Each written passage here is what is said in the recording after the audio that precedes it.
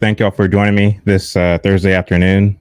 Um, Very important topic. I was actually going through my DMs and I got a video from someone who follows me on IG asking about a graduation speech that Eber Candy, I call him Hank Rogers because that's his real name, but apparently he likes to go by Eber Candy. That's what he's known as in the scholarly realm.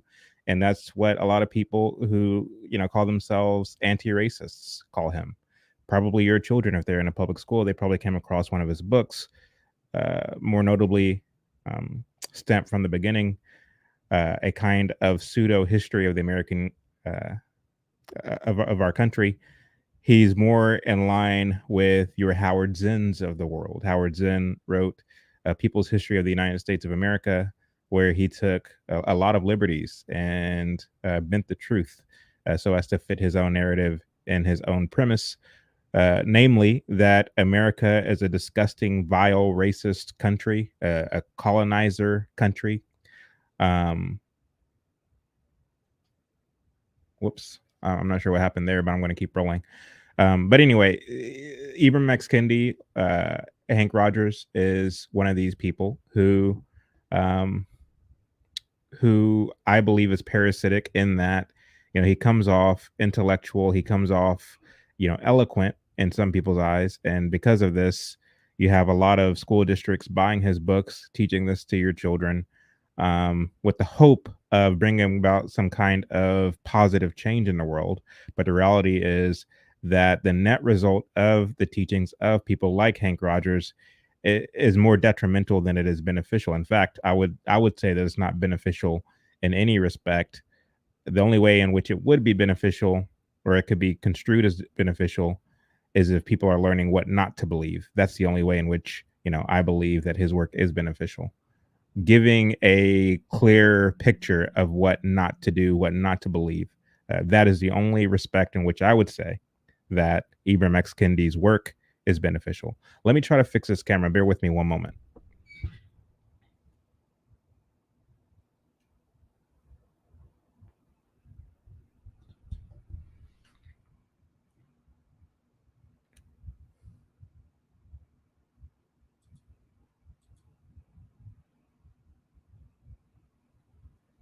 Okay, they were back. 1 second, guys.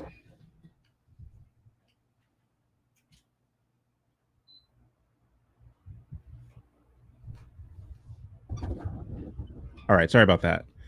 Having some technical difficulties. It's hot as all get out here in Texas. My studio isn't uh, very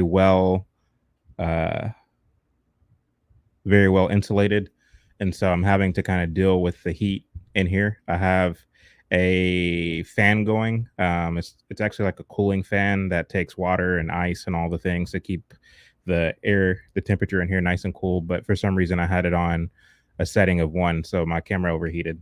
But it's a cheap Sony camera, so we build it as we fly.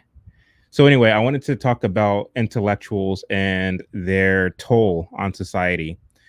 Since the Enlightenment in the 1700s, the French Enlightenment, which a lot of scholars know as the Western Enlightenment, we have gotten away from uh, examining where we stand as a society theologically. I mean, we still had that in the 1700s going into the 1800s, but it's waned, and in its place was established a new way of thinking, a more secular way of thinking. Of course, in the early 1800s, you had the publication of Darwin's On the Origin of Species. I forget the actual title of it, but it's it's very racist. Go figure. But anyway, you had Darwin, you had um, Marx, you had all these other atheist thinkers, you had the occult, you had all of these new ways of thinking and of seeing the world, and out of this came a intellectual class, and we now have what we call the public intellectual. These are individuals who profess to have higher knowledge, higher insight. They're very Gnostic, and they kind of presume or assume this kind of posture of being those who speak truth to power. And ironically, most intellectuals, most public intellectuals are very socialists in terms of their political philosophy, in terms of their economic philosophy. Um, and I say intellectuals. I would put economists in this category as well. Of course, you have your economists like Thomas Sowell, like the late Milton Friedman. You have economists who aren't socialists, who uh, are very practical in the way that they approach the economy, approach the market, approach the real world. But then you have a lot of public intellectuals, in fact most intellectuals, most economists, who are ideologues, who are agenda driven. And unfortunately, that's what we're dealing with. These are the ones who make up the expert class. These are the ones that Thomas Sowell talks about in Intellectuals in Society, as well as the vision of the anointed, individuals who many are funded by the government, funded by our tax dollars, who are advisors to presidents, who work as staff members for congressmen and senators, who have jobs as art curators, as librarians, as professors, as teachers at your local schools. These are your journalists, your opinion personalities. You see these people all over the place. They're intellectual in terms of what their profession is. And so I wanted to talk about that and give a little bit of commentary on a video that someone sent me. Someone texted me. I invited Jambalaya Talks Ebony up. Let me see if she is able to. Oh no, so not ready, Chad. How could you do this to me? I would love to. Oh, I'll watch though. Okay, so she can't come on. I think she personally would have been the perfect person to go over some of this stuff with. I have some literature for you today. I have a scripture for you today, and of course, I have the Eber Candy video. I'll call him Eber Candy. Okay, I'll compromise for the sake of this video, for the sake of familiarity, but just so you don't get it twisted, his real name is Hank Rogers, but I digress. So anyway, let's jump right on into it. But before we do that, I wanted to share with you all a piece of literature from the book The Animal Farm by George Orwell. Most of you have probably read this. All of you, I would venture to say, have read this. But I look at intellectuals much like the pigs in Animal Farm, and I wanted to share with you all an excerpt from the book to kind of set the tone for this live today. So let's see here. Which one do I want to share with you all first? Let's share this one.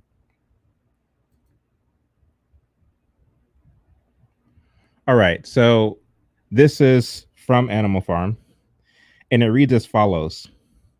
The mystery of where the milk went was, let's see here. The mystery of the milk, where the milk went, was cleared up.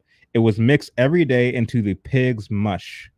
The early apples were now ripening, and the grass of the orchard was littered with windfalls.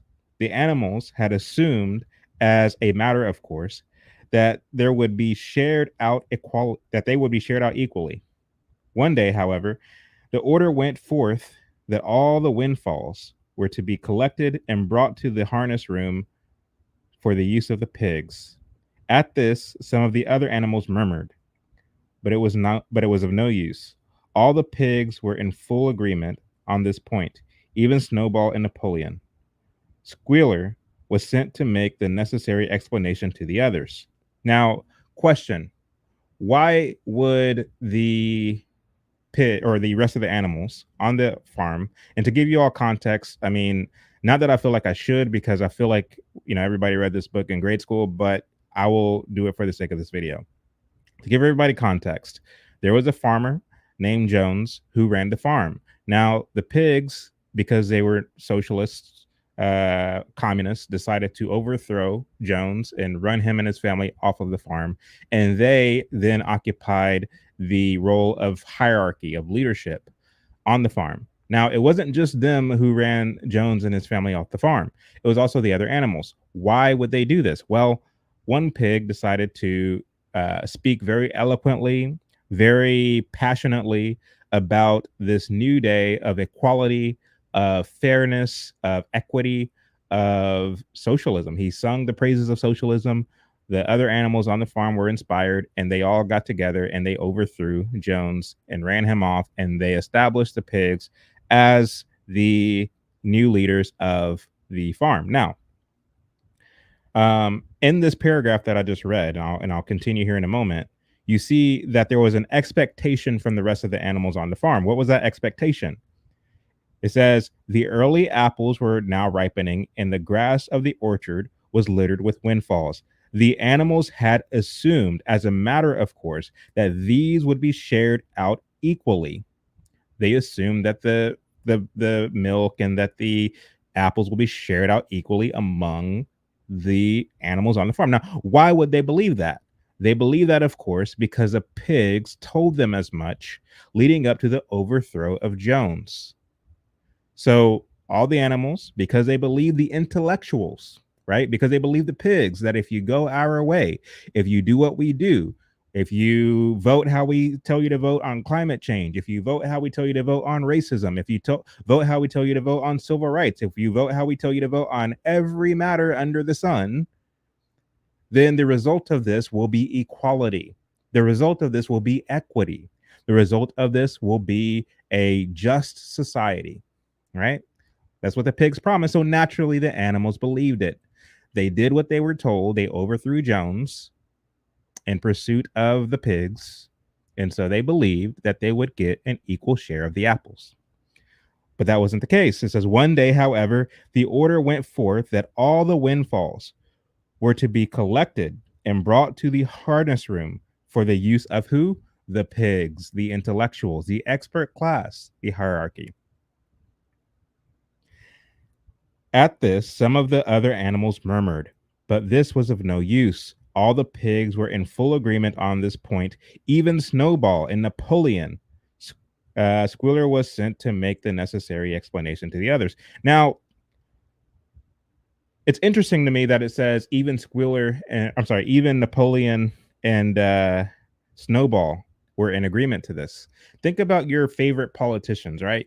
Oh, Vivek Ramaswamy, he would never he's an outsider. He's going to come in and he's going to, shake things up. Well, is he?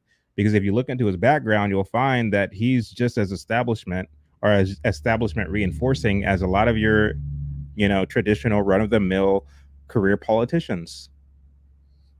I mean, when you look at Ted Cruz and Dan Crenshaw and all the others that you like now, of course, we're not talking about politicians and not intellectuals, but Vivek is an intellectual. You can listen to him and tell that he's an intellectual right away. You listen to the speech that he gave when he was 18 years old at his graduation as the class valedictorian. You can tell right away that he's an intellectual. Is it wrong to be intellectual? Is it wrong to be intelligent? Not in itself. But if we're talking about intellectuals as a class, if we're talking about this kind of collective groupthink with which intellectuals operate, then we're talking about something completely different. We're talking about a religion of sorts where they have established themselves as gods, where they have established themselves as the most, as the cream of the crop as far as knowledge and as far as driving the direction of society. If we're talking about that, that's different than just being intelligent, right? And so even the people that you like, even the people who have professed to be your ally, you have to be suspicious of, because they will justify the unjustifiable. And so the story continues. Let me blow it up so you all can see it. So Squealer came, being the okay. Sorry guys, my camera keeps acting up, so I'm gonna do this. All right, so Squealer came, being the mouthpiece that he is, and he said, quote, "Comrades," he cried, "you do not imagine, I hope that you do not imagine, I hope, that we pigs are doing this in a spirit of selfishness and privilege.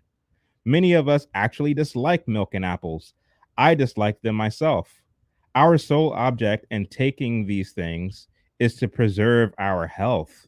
Milk and apples, this has been proven by science, comrades, contain substances absolutely necessary to the well-being of a pig. We pigs are brain workers. The whole management of organization and of this farm depends on us. Day and night, we are watching over your welfare. It is for your sake that we drink that milk and eat those apples. Do you know that, or do you know what would happen if we pigs failed in our duty? Why can I read? Jones would come back. Yes, Jones, would you? Jones would come back. Surely, comrades, cried Squiller, almost pleadingly at this point, skipping from side to side and whisking his tail. Surely there is no one among you who wants to see Jones come back. Let me get my camera right because this is distracting me.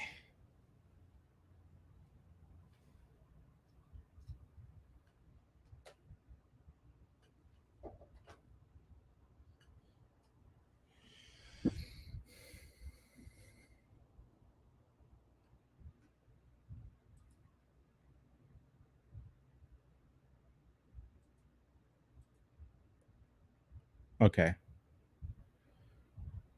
let me blow that back up. All right, cool.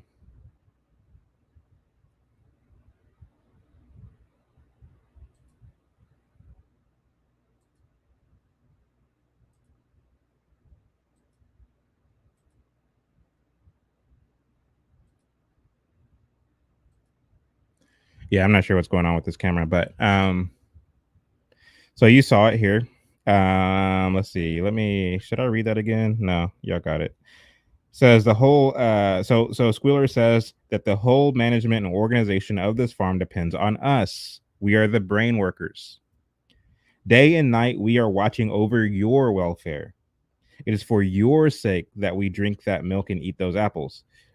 Do you know? Let's see here. What would happen if we pigs failed in our duty?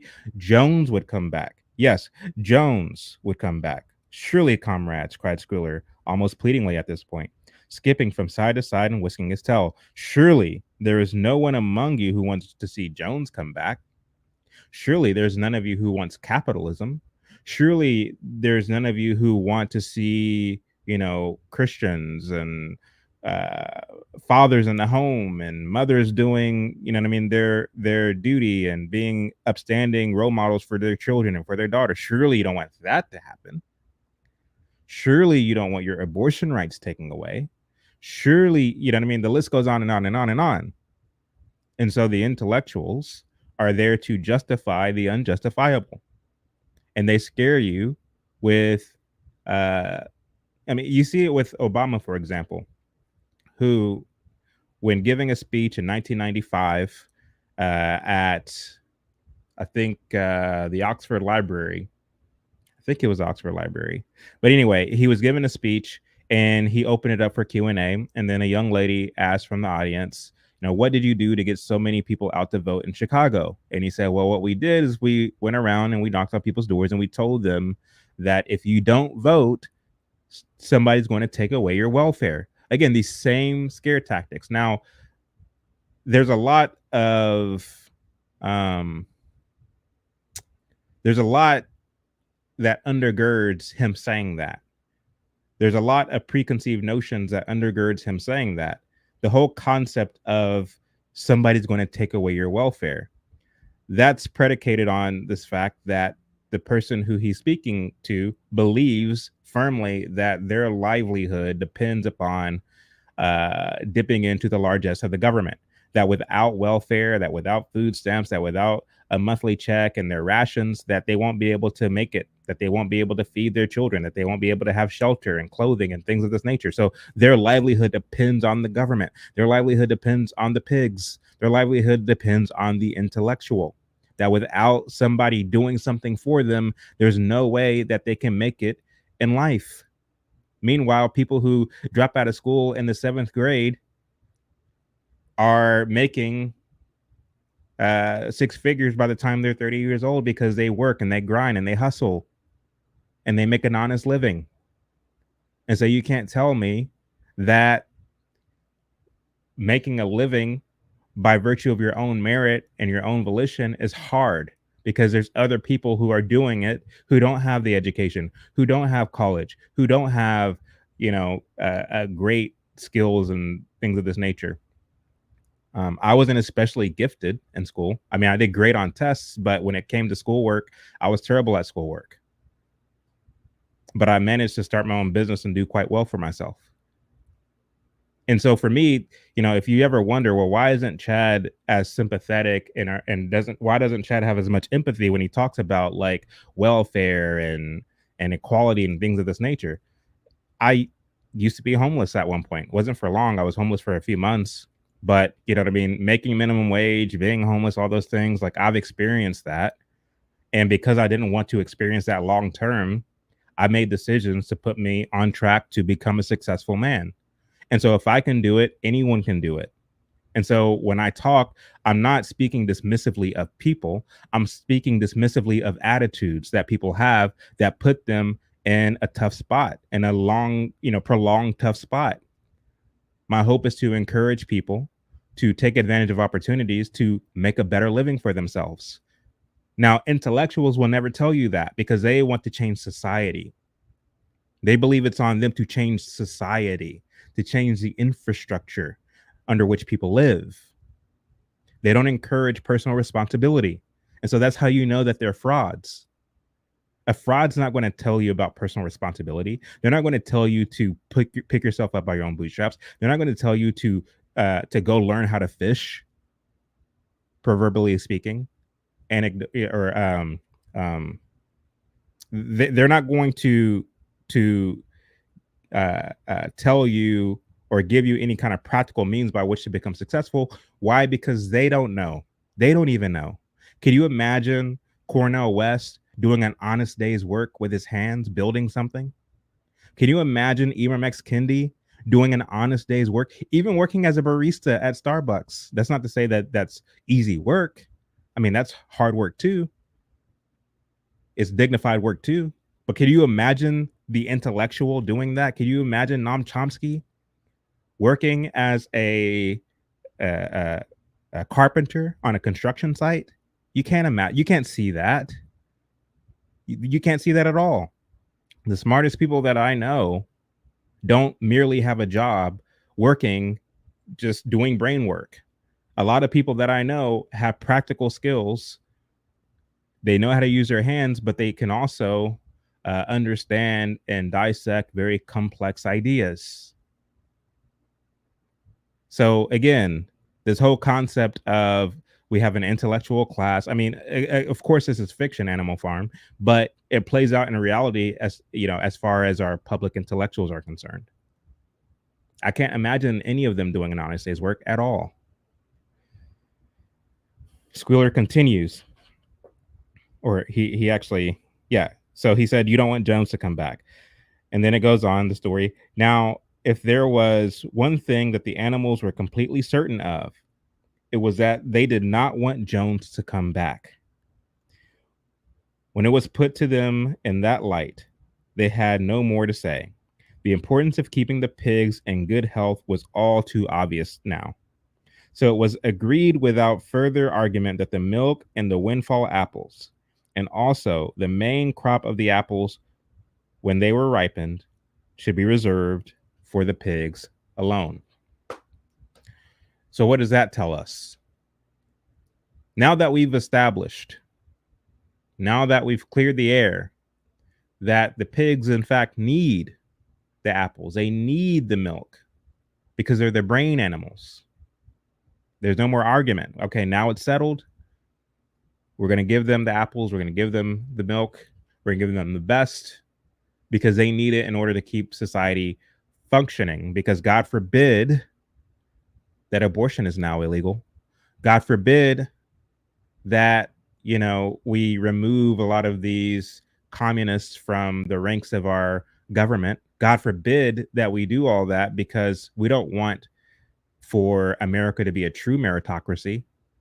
We don't want for our economy here in the United States to be a true representation of a free market enterprise system that is uninhibited by government poking their nose and things that it ought not to.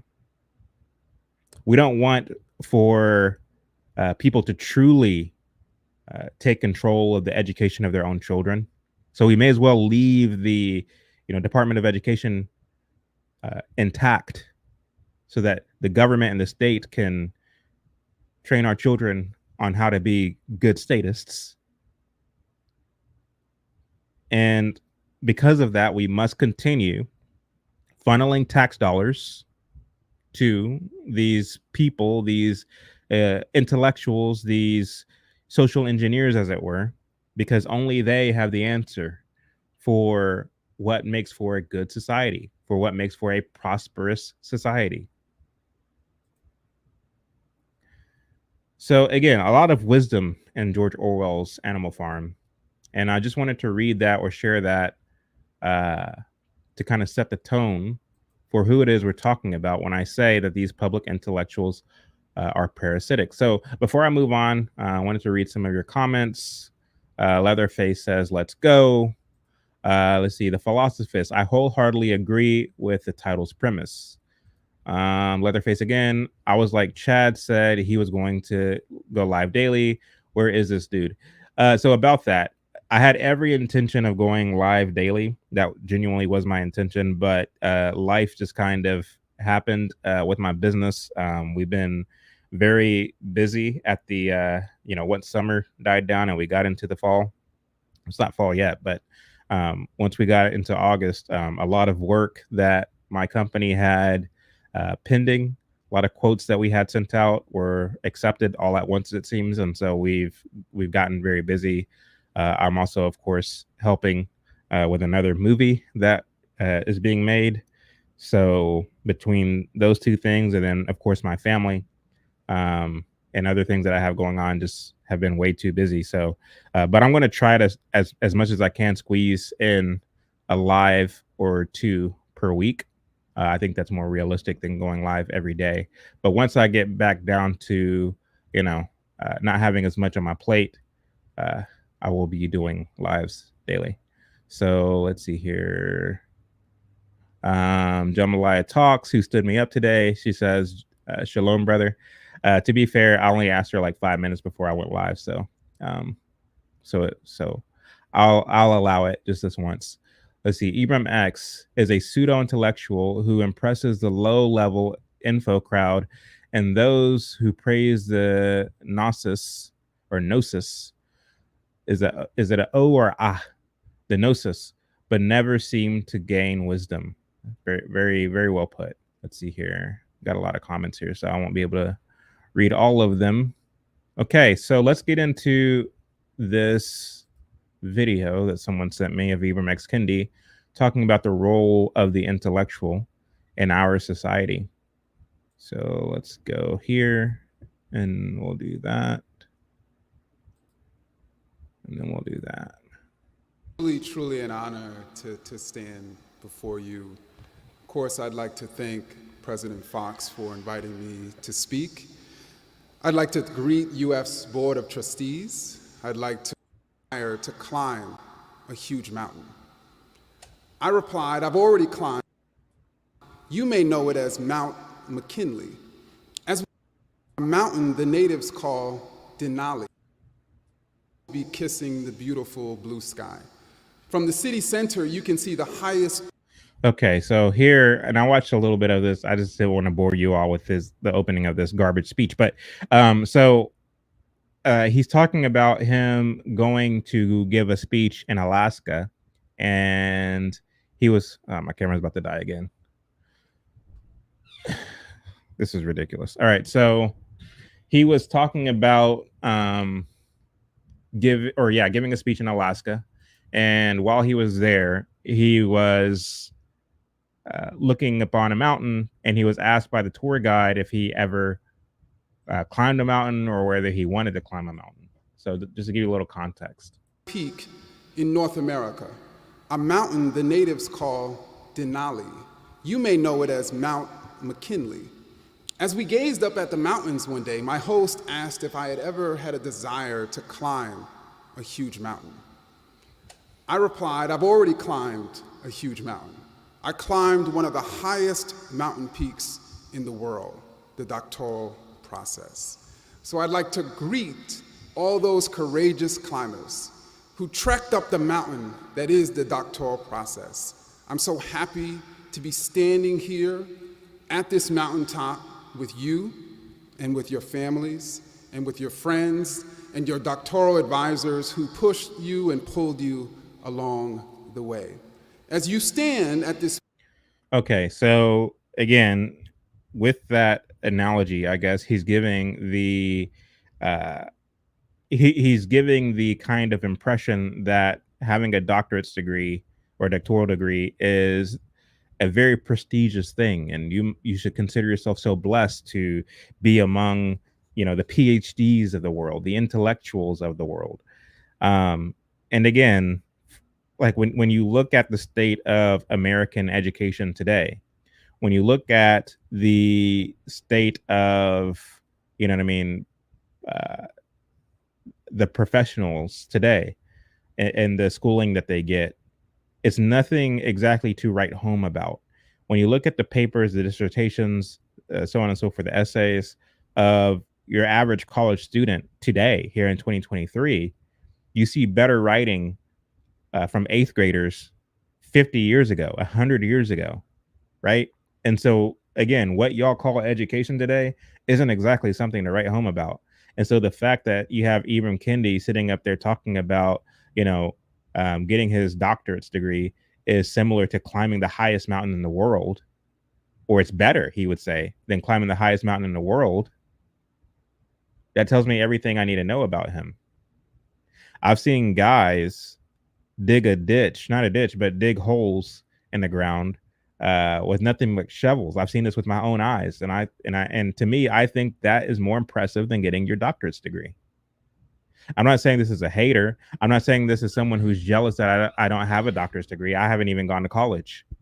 But I'm saying, like, I've seen guys do backbreaking work to support their families, to provide electricity for their towns, to do some very productive things. And to me, I judge it based off of production. There's nothing wrong with getting a doctor's degree inherently. There's nothing inherently wrong with it.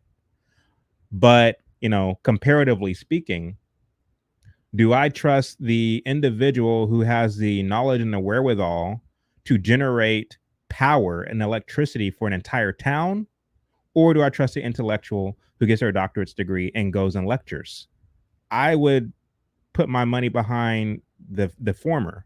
Why? Because he's productive. He produces. The intellectual doesn't produce, at least not to the same degree as the one who does, or the blue collar worker, if you will.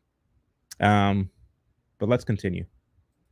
Peak about to receive this prestigious doctoral degree from the University of Florida, I suspect you are not only celebrating, but you're also thinking about what is next. When I say thinking about what is next, I'm not talking about you thinking about what is next in your career. I don't want to talk about that today. Enough people have talked to you about that already. I want to talk to you about what is next for your mind now that you will be a doctoral recipient. What is next for your mind now that you will have those three letters by your name? What is next for your mind now that some people will call you doctor? And I say some Get to people, it. because your parents are not going to call you doctor. You'll always be your mother. Notice too how he makes these little jokes, and like, I don't know if it's his delivery or if he is just not funny, but he barely gets a chuckle from the audience. Poor guy. I'm not saying that I'm funny, but you're not seeing me here sitting here trying to crack jokes. You know what I'm saying? Your father's baby, even if you have a doctorate degree. The point of my address is to ask you a very simple question. Are you an intellectual? I know you have earned your doctorate degree, but I'm asking, are you an intellectual? I'm asking this question because you need to know that having a doctorate does not make you an intellectual. Becoming a professor does not make you an intellectual. Working in a research lab does not make you an intellectual. Thinking at a think tank does not make you an intellectual.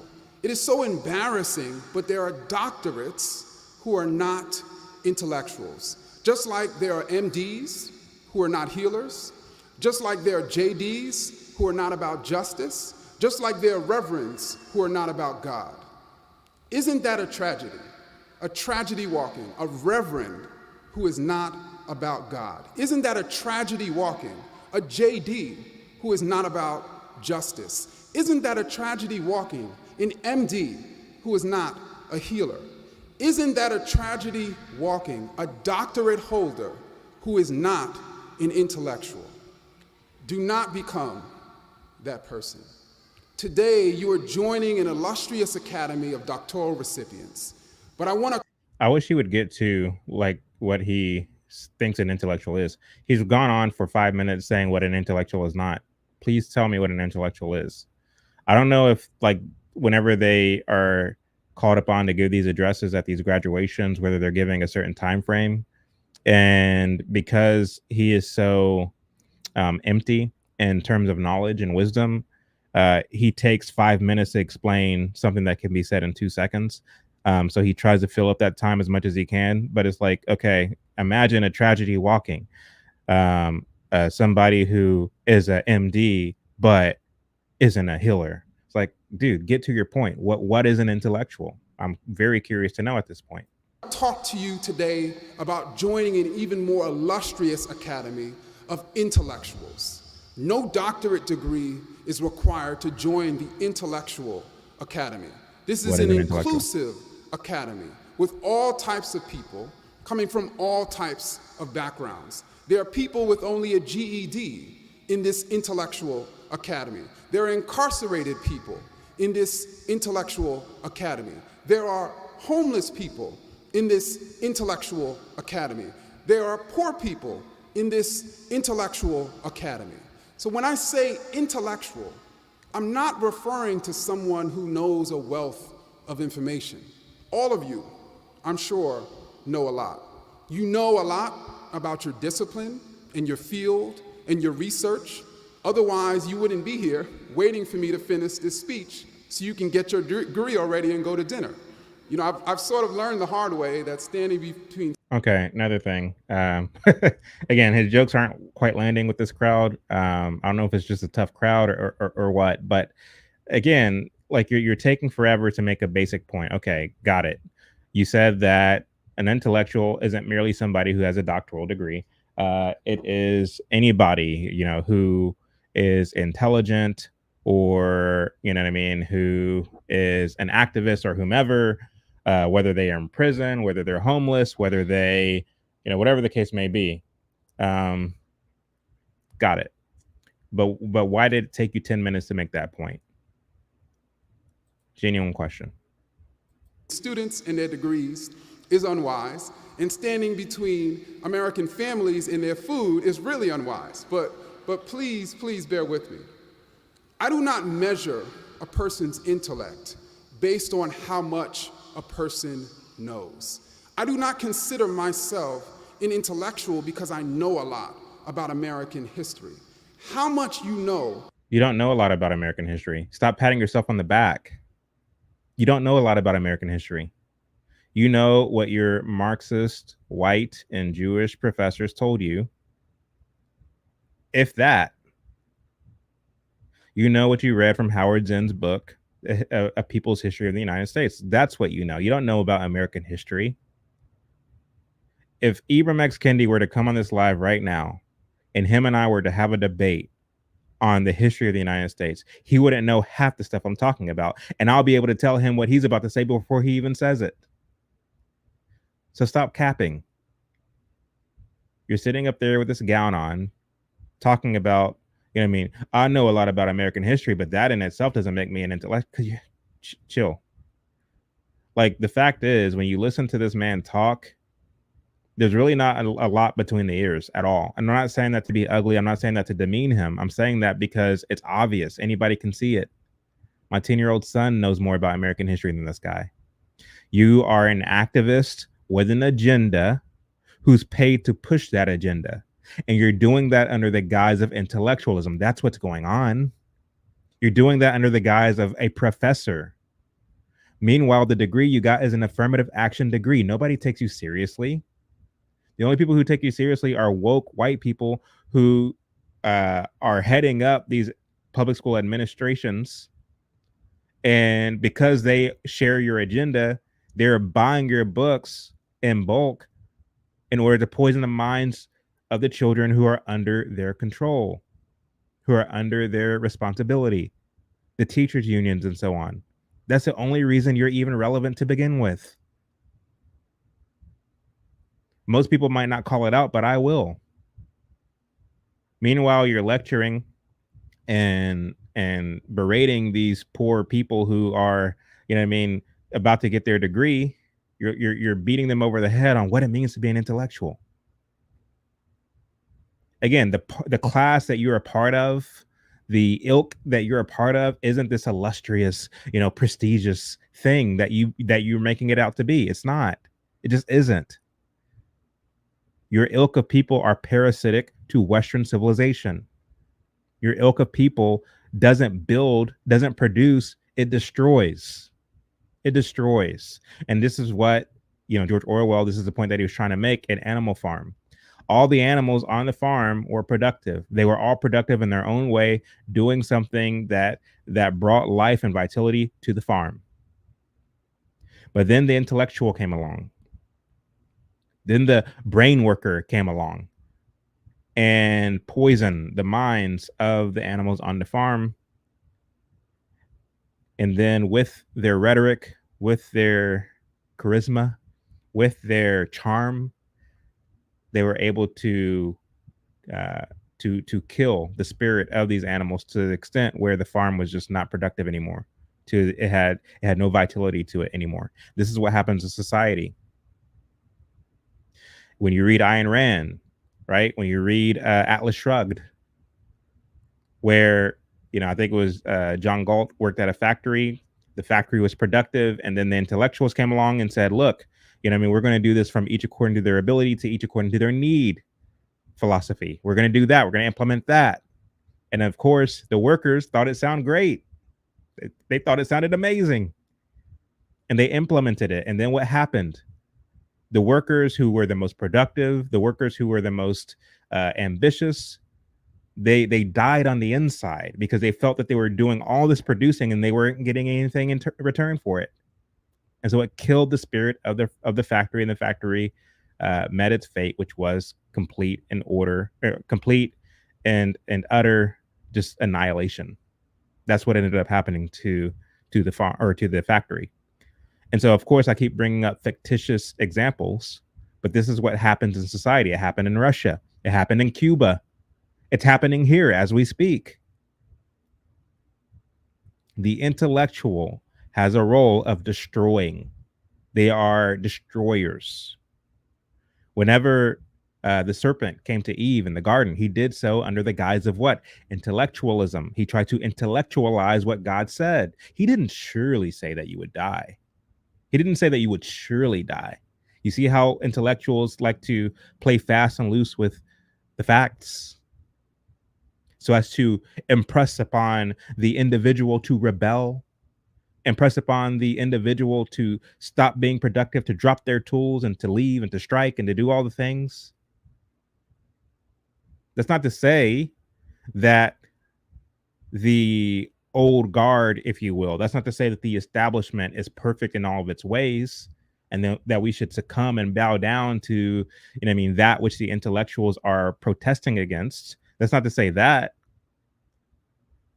We are to seek justice. The Bible teaches this. We are to, hold, especially in the United States, our representatives to account, our government to account. We are called to do that, but we mustn't do it whilst following the lead of these intellectuals, many of whom are paid by the same people who are in power, and others just are atheist in their philosophy, atheistic in all their ways.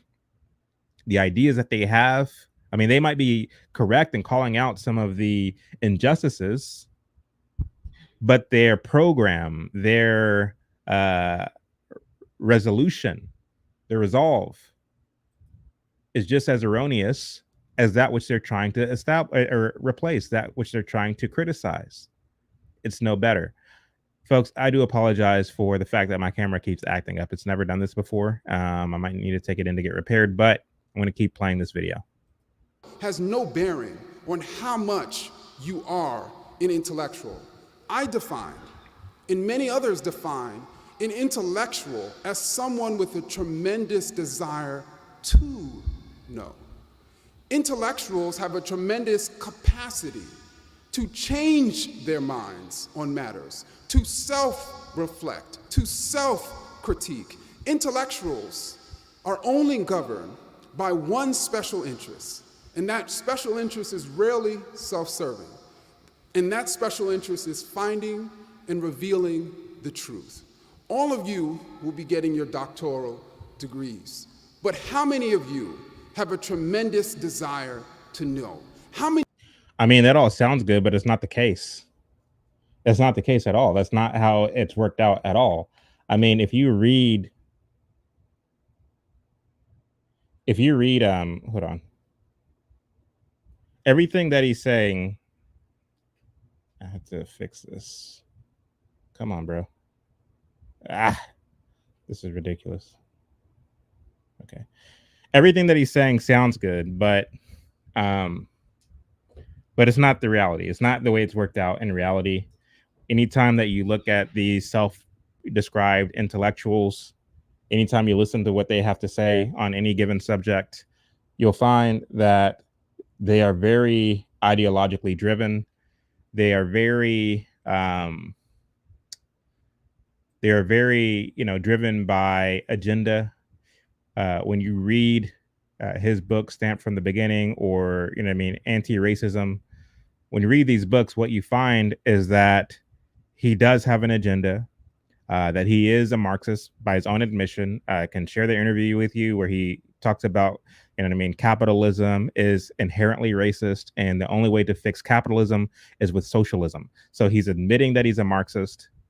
And isn't it funny that when you look at the critiques of your average run-of-the-mill public intellectual, you hear them criticizing, and by the time they get to what their actual solution is to everything that they're criticizing, it's always socialism. Isn't that funny? Isn't that funny? Isn't that ironic that they all land on the same conclusion, which is globalism, communism, Marxism, socialism, fascism? All those are all the same things. That's always their answer, which is interesting because they claim that everything that they don't like is fascism, but that's exactly what they want. That's exactly what they're pushing for with their agenda. How many of your minds are wide open to new ideas? How many of you are searching for ideas that challenge how you see the world? How many of you are willing to look differently at the world with the blink of new evidence? How many of you are critiquing your own ideas as intensely as you critique the ideas of others? Intellectuals are a nomadic people, constantly changing their conceptual location, constantly in search of a better conceptual space. Intellectuals are constantly working out. We have workout warriors of the body, those who pump iron to break down old muscles to allow newer and bigger and better muscles to grow in their place. Well, intellectuals are workout warriors of the mind, regularly breaking down old ideas to allow new ideas and bigger ideas and better ideas to grow in their place. So understand what he's saying, and all of that jargon, that whimsical nonsense. Understand what he's saying. What he's saying is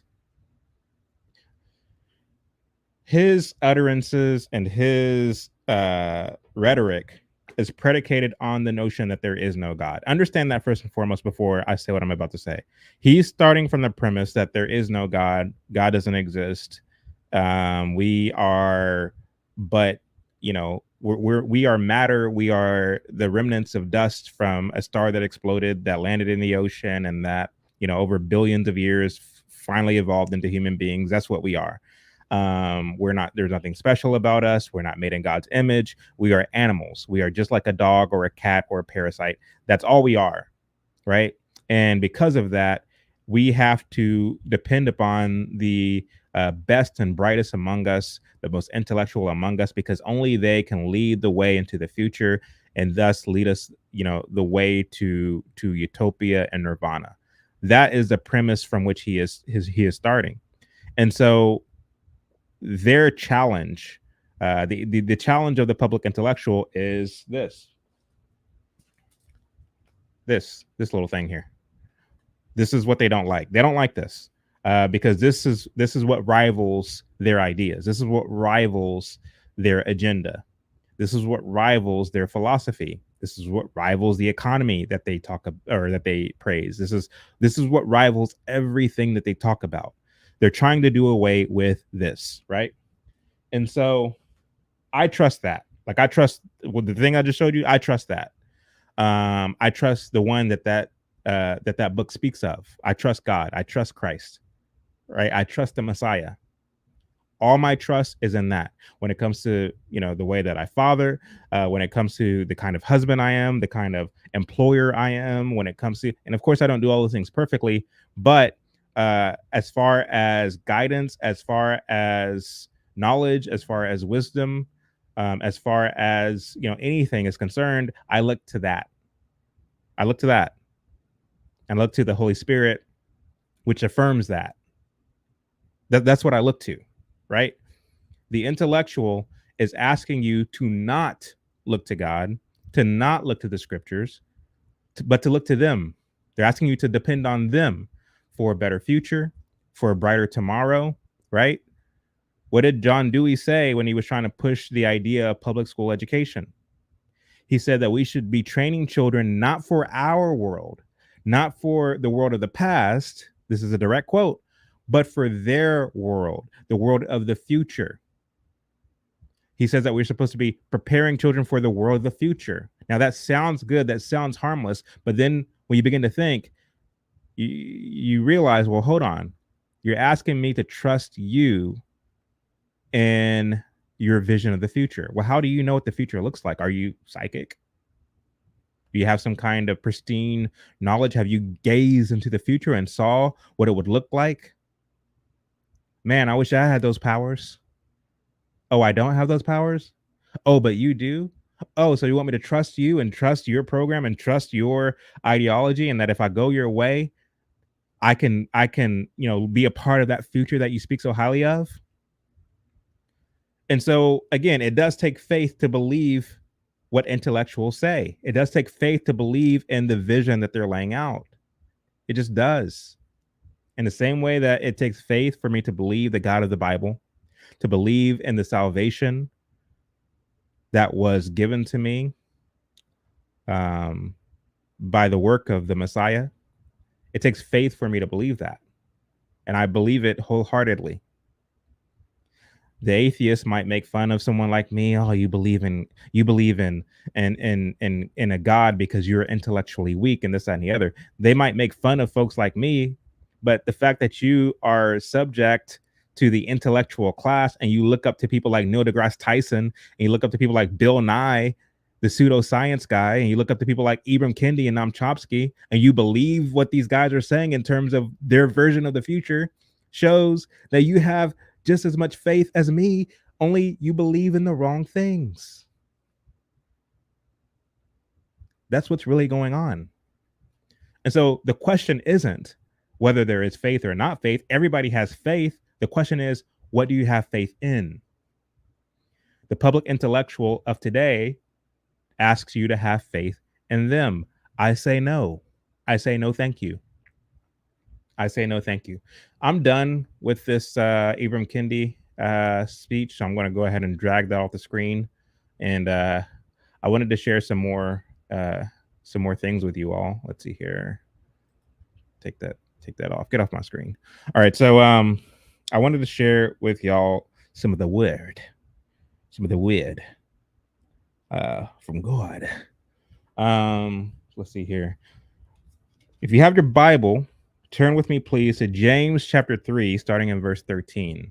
Let's see if I can pull this up on the screen. Let's see. Video file. James chapter 3, verse 13. Hopefully my camera doesn't die. Again, All right. You probably can't make this out, but it's where I have the black line, starting in verse 13. And it reads as follows: If you are wise and understand God's ways, prove it by living an honorable life, doing good works with the humility that comes from wisdom. But if you are bitterly jealous and there is selfish ambition in your heart, don't cover up the truth with boasting and lying. For jealousy and selfishness are not God's kind of wisdom. Such things are earthly, unspiritual, and demonic. For whatever there is jealous, for wherever there is jealousy and selfish ambition, there you will find disorder and evil of every kind. For jealousy and selfishness, I'm going to read that again. For jealousy and selfishness are not God's kind of wisdom. Such things are earthly, unspiritual, and demonic. For wherever there is jealousy and selfish ambition, there you have will there you will find disorder and evil of every kind. Does that sound like the United States, anyone? Under the behest of the public intellectual? Anyone? Does that sound like the modern culture, the modern society in which we now find ourselves? Well, what do you mean, Chad? Well, what I mean by that, again, when you look at the solution that is asserted by most of your public intellectuals, namely that of socialism, socialism is predicated on jealousy. Socialism is predicated on jealousy. Socialism is predicated on the notion that it is unfair that the sluggard doesn't have as much in the way of material possession as the one who has ambition and the one who works hard. They don't like the fact that a person reaps what they sow, that he who sows not reaps not. They don't like that. They think that just because you breathe air, you deserve housing, you deserve shelter, you deserve health care. Remember healthcare, Obama's big thing? He was the healthcare president. See, what I'm going to do is once I take office, I'm going to come in and I'm just going to give everybody healthcare, regardless of what you make, regardless of if you're the old lady in the wheelchair or if you are a CEO. It's just not right that people don't have healthcare. Never mind the fact that, it's your responsibility to save up your money and to have a savings account. Never mind the fact that you have the option to work for an employer and select a health care or a package through your employer. Never mind the fact that there are all these doctors' offices opening up that work with you in terms of paying your medical bills, and instead of charging you an arm and a leg for basic health care. Never mind all of that. What I'm going to do is I'm going to come in and I'm going to be the healthcare president. Everybody's going to have healthcare under Obama Biden administration, and we fell for it. I didn't vote for him, of course, but most of America, by virtue of the fact that he won 2 terms, fell for it because we believe the public intellectual. Again, the Bible says, where there is jealousy, there is disorder. And so the public intellectuals who we trust as a society, their whole philosophy, their whole ideology is predicated on what? Jealousy. And the Bible says that where there is jealousy, there is disorder. I'll continue. Let's see here. Blow this up again. Continuing on, verse 17. But the wisdom from above, the wisdom from God, first of all, is pure. It is also peace-loving, gentle at all times, and willing to yield to others. It is full of mercy and the fruit of good deeds. It shows no favoritism and is always sincere. And those who are peacemakers will plant seeds of peace and reap a harvest of righteousness. Those who are peacemakers will plant seeds of peace and reap a harvest of righteousness. This is how you know that the people that we trust here in society, in American society, as our public intellectuals, as our politicians, as our so-called leaders, this is how you know that they're corrupt, because we don't have righteousness in our society. They don't promote righteousness in our society. Are you kidding me? They don't promote peace in our society. They promote a kind of peace by their own kind of definition. But we all know that, Satan comes as a uh, uh, he pretends to be an angel of light, but really he's an angel of darkness. And so, again, what they call peace is not peace at all. What they call justice is not justice at all. They might, temporarily rob some spiritual sounding words in order to convince you and deceive you into believing that they believe the same things that you believe. But the reality is, no. The knowledge, the wisdom that they have, according to James, doesn't come from above, but it comes from below. It comes from Satan. And you can test the vitality of their ideas by its results in society. These people leave behind them a trail of destruction. And so that's how you know that they are parasitic, that their work is that of a parasite in society. It doesn't produce to society, it extracts from society. That's why I use the word, parasitic. So let's see here. This dang camera. I swear. Okay, let's try to fix that real quick before we move on.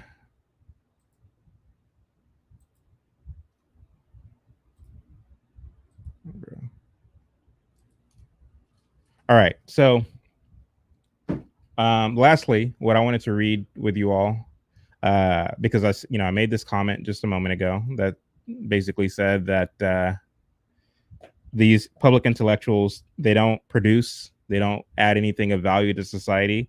In fact, they extract from society. They poison the people who are productive. They poison the minds of people who are productive. They poison the minds of the children of the people who are productive.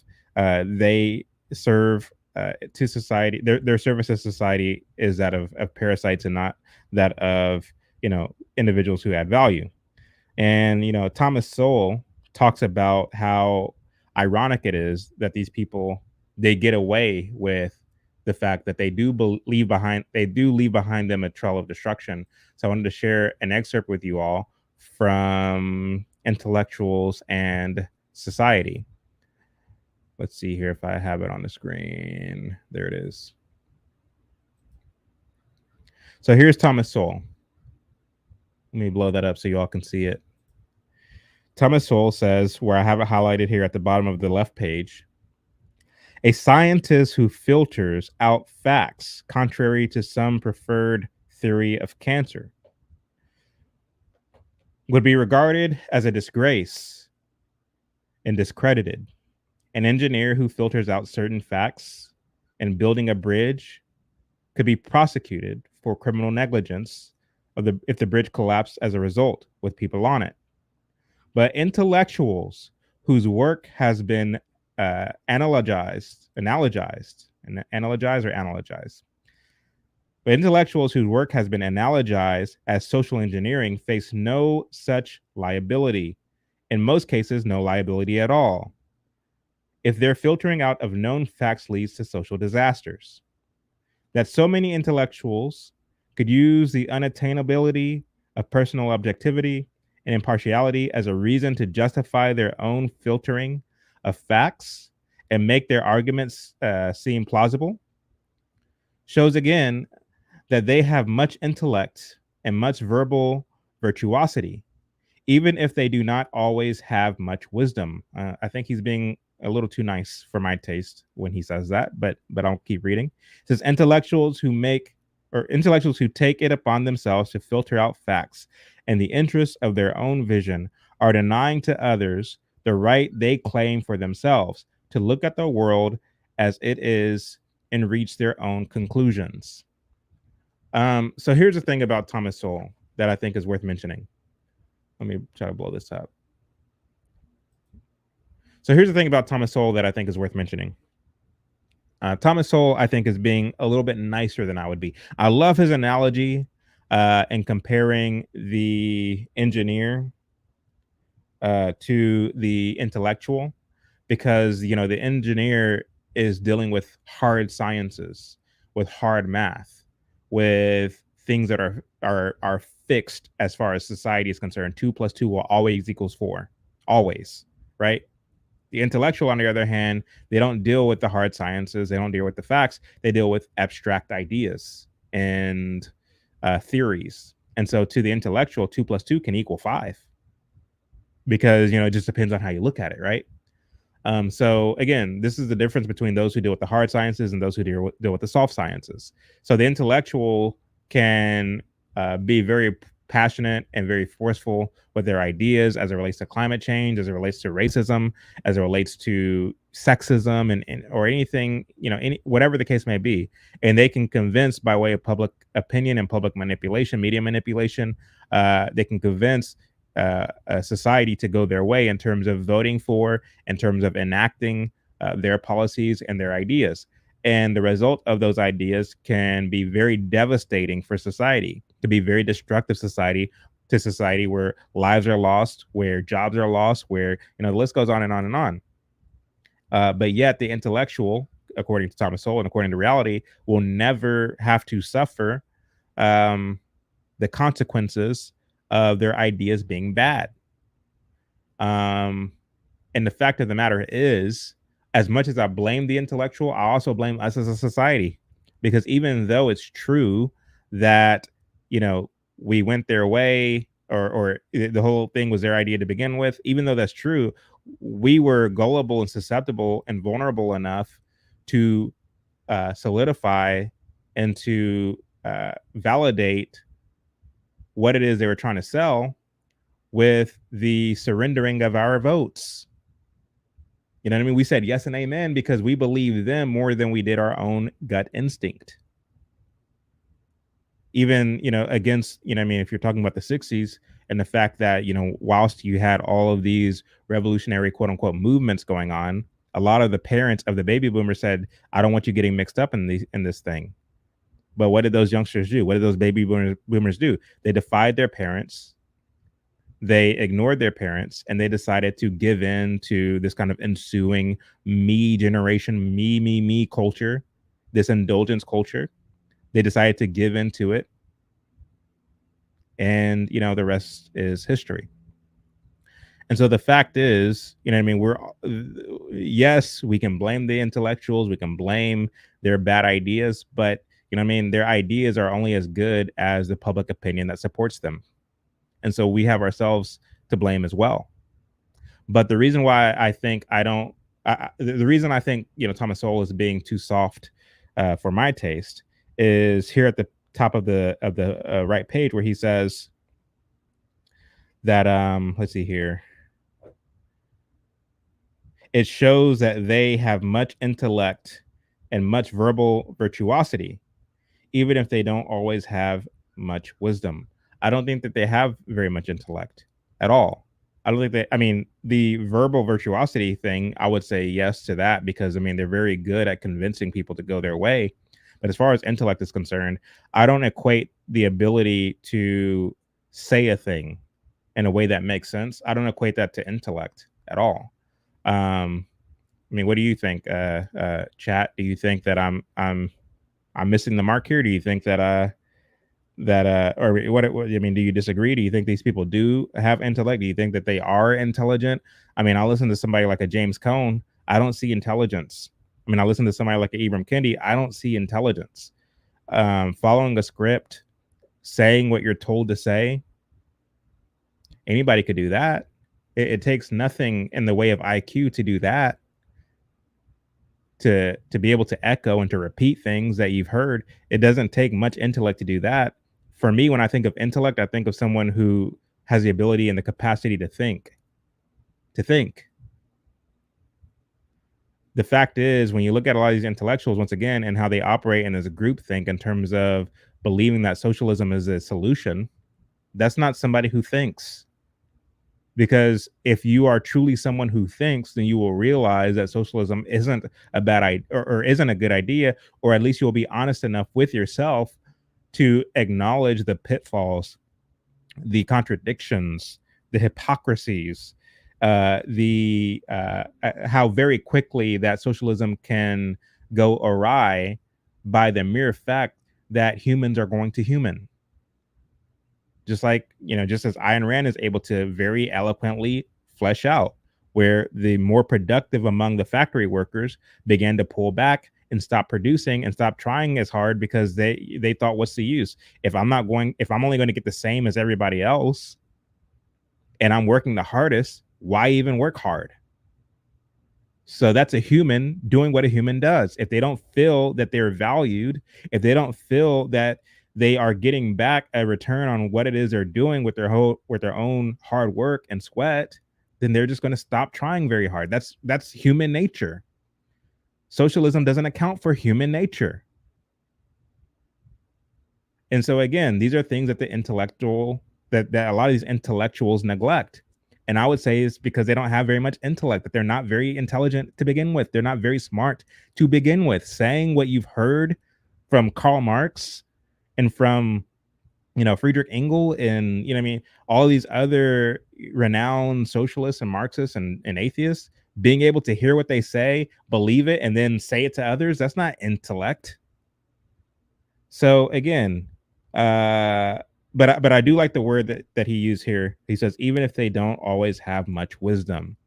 I don't know if Thomas Sowell believes this because I don't know where he stands spiritually, but I believe it, and that is that wisdom comes from God. That the fear of God is the beginning of wisdom. I firmly believe that. I don't think that wisdom is a secular word at all. Wisdom's not a secular word. Wisdom is a very sacred word because it comes from God. And so, of course, the person who rejects God won't have wisdom. They might have some sense. They might be able to have sense, but they don't have wisdom. Those are two completely different things. And then he ends it, or at least, I highlighted here.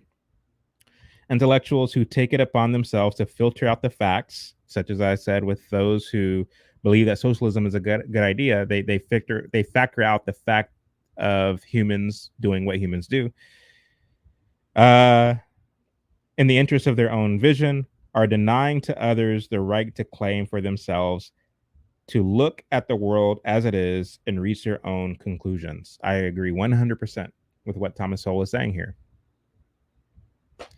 And so when it comes to this intellectual class, I think it's very easy to dismiss someone like a Eber Candy, someone like a Noam Chomsky, or anyone else I have in the thumbnail. It's very easy to dismiss them because these are the obvious ones, right? But there's a lot of your intellectuals who you might look to, like a Jordan Peterson, like a, fill in the blank, who you might be inclined to think, well, I'm going to believe everything this guy says because he's on it, because he stands on my side of the political spectrum. I would say don't be so quick to fall for it. I like Jordan Peterson. I think he says a lot of good things because, again, if my standard of who is a person of good influence, as I said earlier in the show, if my standard is that, that person is encouraging individuals to be productive, to rather than railing against the system, to actually do what you can in your own life to, make a better space for yourself and for your children and for your family, then that person, I think, is worthy of having a position of influence. And so I think Jordan Peterson kind of fits the bill as far as that's concerned. But for me, I go back to this. I go back to the word. And it says to test every spirit to see if it's of God. And so if you're not preaching Christ and him crucified, even if you are, like, again, you have to test every spirit to see if it's of God. I don't care who that person is. I just, you know what I mean? And so that's my standard.